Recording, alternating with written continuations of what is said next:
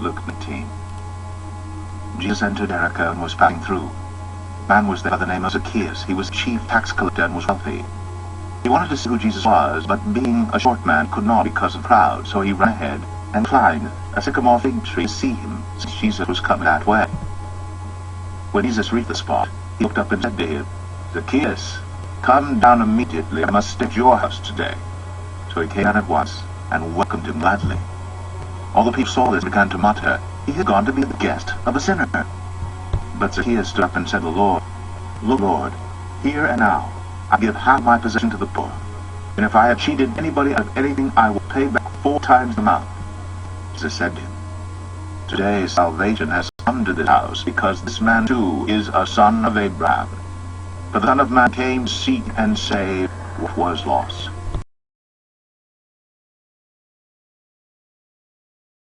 Years ago, Tricia, when we were living in Texas, Tricia was teaching in the Pasadena Independent School District there, and we found ourselves during part of that period of time quite a bit of unrest among the teaching staff in the school system. Now, the unrest was due to a new program that had been handed down from the state to the local districts, and it was a program dubbed the Career Ladder Evaluation. And not all the teachers seemed to be unhappy, but those that were unhappy tended to be very unhappy. And so I heard through the process of the kind of the network of teachers quite a bit of the background of that. And if I understood the system correctly, principals and school staff would formally and periodically evaluate the teaching performance of their teachers. And the way it worked is periodically through the year, typically twice or more a year, the teacher or the principal would come into the classroom with his checklist. And as the teacher was trying to hold the attention and effectively teach her classroom, he would be sitting in the back of the room with his checklist, checking marks about what was happening and what was not happening, and making notes. And of course, the students were all distracted by this. And then after he did that, then he would call the teacher in the office, and he would kind of tell them the up and the down of the situation. Now, some of the principals basically looked for the good, the positive points of each teacher's work, and so as to reinforce and encourage their teachers to strengthen and capitalize on their strengths, but then also pointing out growth goals for the teachers. Basically, the approach was positive. For other principals, basically tended to look for the faults. What's wrong with this teacher's classroom manner? And place the emphasis on correcting the flaws. Now, generally speaking, it was those teachers who taught under the guidance of the second group of principals that tended to be unhappy, because the principal's always pointing out their flaws. Fault finders rarely find happy friends, or spouses, or children, or neighbors, or associates, or employees. Rarely is that true. Fault finders really struggle with that. Now, certainly there's a need for those who are good at finding faults. All of us benefit from those who are good at finding faults. For example, Consumer Reports do an excellent job of that. And I have, through the years, when I was in the mood for a big purchase, I went to Consumer Reports, because I knew that the Consumer Reports staff can find 30 flaws in a brand new car. You can almost count on it. And it doesn't matter the brand, it doesn't matter the make, they will do it because they're good at it. Lawyers find flaws in deeds and contracts that could be catastrophic for one or more parties in that contract, and so we pay attorneys big fees to find those potential flaws. Quality control inspectors try to find faults and flaws in produced items, so that before they're sold, before they're put on the market, so that we don't have to then find them as we've already spent their money for the product. And so we appreciate them. Editors find flaws in manuscripts, punctuation, spelling, grammar, careless wording, so that the author is not horribly embarrassed by the end product of the published document or novel that may have otherwise been very good, except for those irritating flaws. And so we look for an editor that's good at his or her job in order to screen our work before it's published. Vocation is one thing, but what a horrible way to live. Unfortunately, some of us live that way. We live as fault finders. That's our standard mode of operation. When we read a book, we, instead of looking for that which is good and that which is nourishing and that which is truth and that which is true, that which is virtuous, we instead look for the mistakes. We read it looking for the errors, the mistakes, the weaknesses. When we get up in the morning, we diligently search to find something wrong with the day. That's kind of the way we function. All of our friends know it, and they stay out of our way in the morning. When we listen to a speaker, instead of listening for something of value, something of encouragement, we become the devil's advocate. And perhaps that's an appropriate term, devil's advocate. And I might confess here, preachers are some of the worst of these. We're just bad about doing that. Historically and as a group, we're just not good about that. Several years ago, I ran across somewhere the statement, Jesus was a good finder. Now, I like that. But what is a good finder? Is it an idealist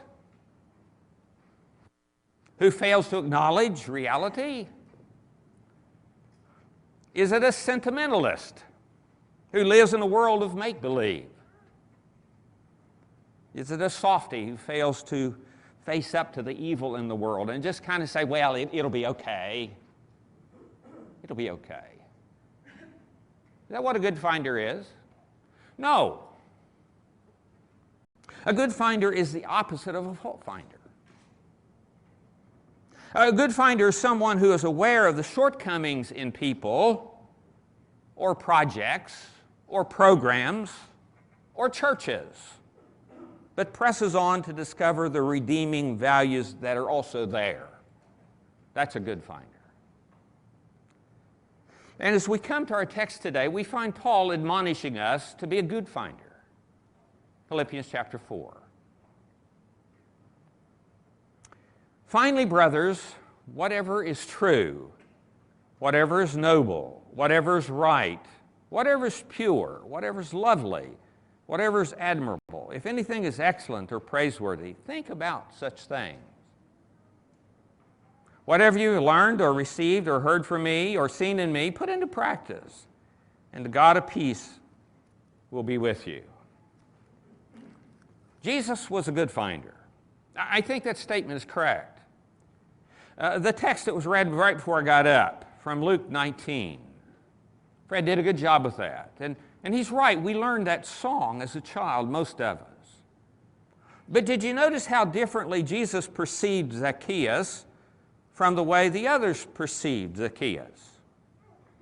Jesus perceived him as hospitable. They saw him as a sinner.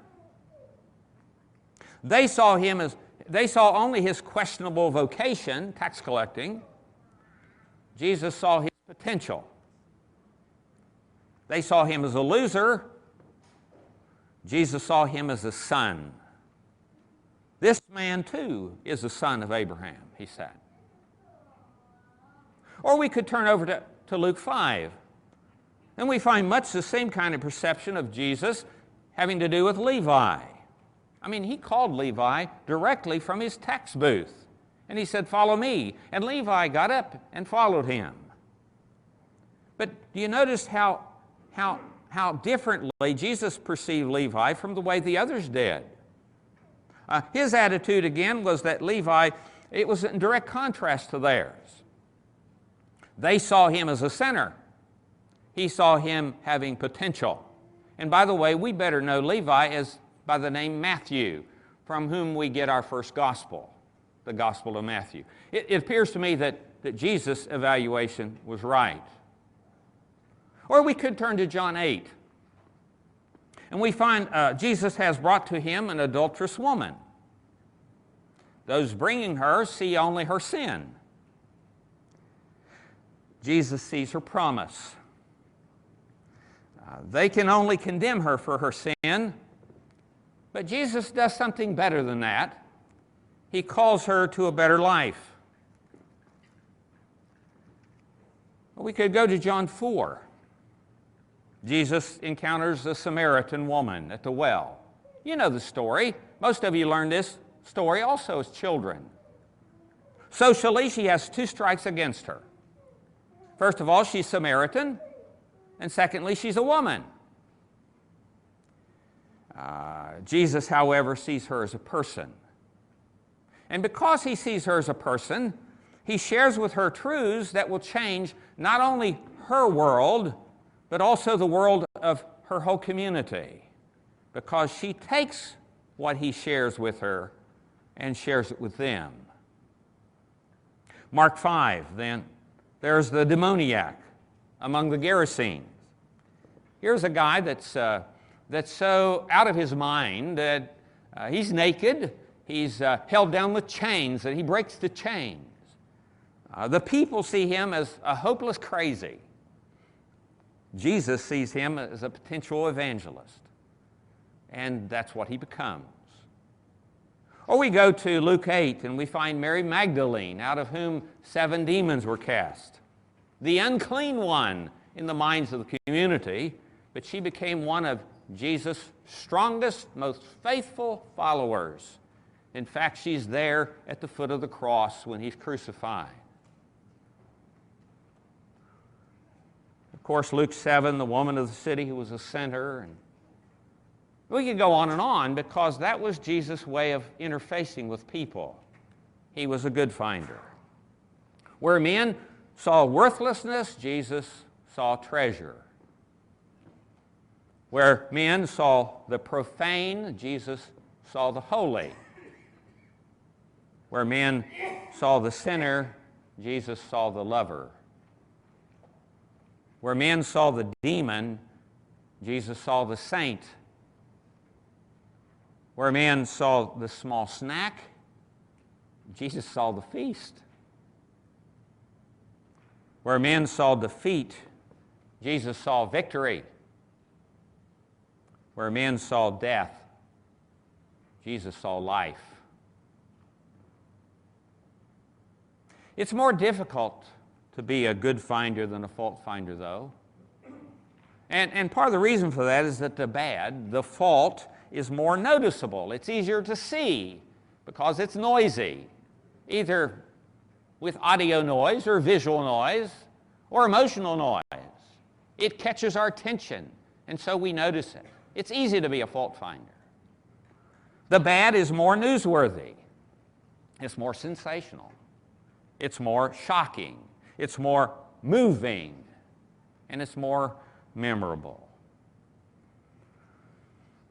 The bad is also more eagerly received. That's sick, I know, but it's true. It's titillating to us. We find ourselves enticed by the bad. Gossip is juicier and more delectable than compliments or praise. We eagerly pay for hearing and receiving bad news with newspapers and journals and tabloids, and the more shocking and the worse the news, the more people buy it. Meanwhile, publications that specialize on good news tend to go bankrupt. And over the years, there have been a lot of publications that have been started that were specifically for the purpose of targeting good news, but they have not lasted because we, the people, don't tend to buy them.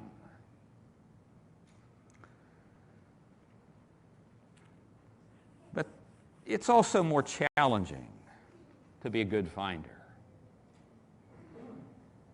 You know, we're challenged to be more productive by another's productivity. Watch a small boy as he watches his dad working at a project. And that small boy is learning to be inspired to be productive at work. It just works that way. Mother-daughter, same kind of thing. Sometimes neighbor and friend. We're challenged to be more honest by another's integrity. We're challenged to be more involved by another's dedication. We're challenged to be more benevolent by another's charity. We're challenged to be more generous by another's liberality. We're challenged to be more committed by another's commitment. We're challenged to be more hospitable by another's welcoming warmth. We're challenged to be more humble by another's servant-like humility. We're challenged to be more cooperative by another's concession. Jesus was a good finder. He looked for the good in people and he sought to draw it out of them. And he did. And Paul, in this text, Philippians 4, tells us to be good finders. Look for that which is true, he says, and concentrate on that. Look for that that is honorable and emulate that. Look for that which is lovely and feast on that.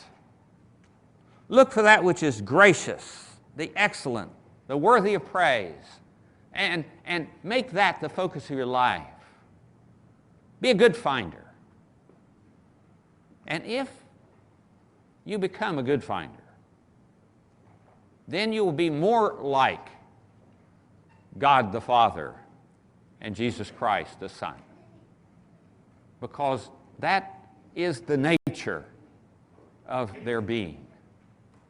May God bless us as we grow in the Spirit of God, as we grow in fellowship as a church, as we grow in our individual walks before God. May God bless us to be increasingly good finders. You may need to respond this morning by confessing Jesus Christ as Lord and being buried with Him in baptism. Pedro's told me that they have a baptism planned this morning, kind of to end, so you might anticipate that. But maybe you have that need as well. If so, today would be a good day to do it. It may be that that's not your need. You have some other need for prayer or concern or to express something to the congregation about your need. If you have a need, please come as we stand and sing.